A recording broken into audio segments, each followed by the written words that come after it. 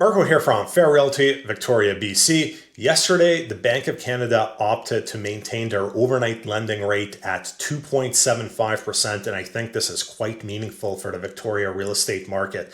Let me explain why. Last year, when the Bank of Canada was reducing interest rates, very few buyers were signing up for variable mortgages, less than 10%. This year, upwards of 44% of buyers are going variable, which means if the Bank of Canada had reduced interest rates or the overnight lending rate yesterday, that means that variable interest rates, which are tied to the Bank of Canada overnight lending rate, would have come down on average below 4%. So for almost half the buyers, that would have meant an improvement in affordability if they're going with a variable mortgage, but that is not the case.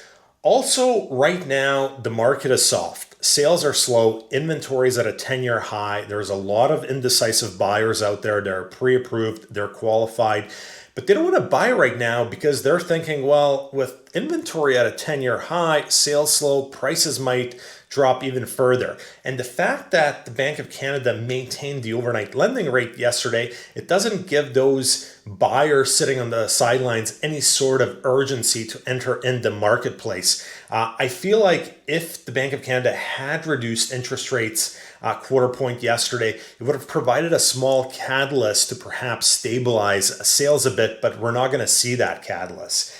And the next Bank of Canada meeting is not until July 30th. So it means we're entering the slow summer season when seasonally sales slow down quite a bit.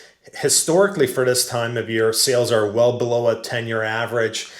When you add everything up, I think it could be a very slow summer in terms of sales. Even if the Bank of Canada does reduce interest rates on July 30th, it takes a while for such a reduction to make it into the marketplace. It's certainly not going to substantially drive up sales in August if the Bank of Canada does reduce July 30th. So as a result of this decision and a soft market, in conclusion, I think it could be a very slow summer. I think certain market segments could experience further downward price pressure. I think other market segments, such as single-family homes with a suite and a core, will do just fine.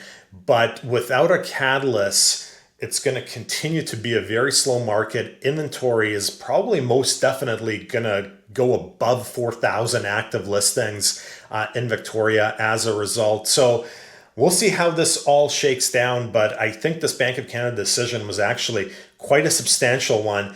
As I said at the beginning of this video, last year when they were doing these rate cuts, very few buyers were going into variable mortgages, so it wasn't even impacting that many buyers. But now that 44% of buyers are going variable, such a decision to maintain the overnight lending rate definitely has an impact on the market.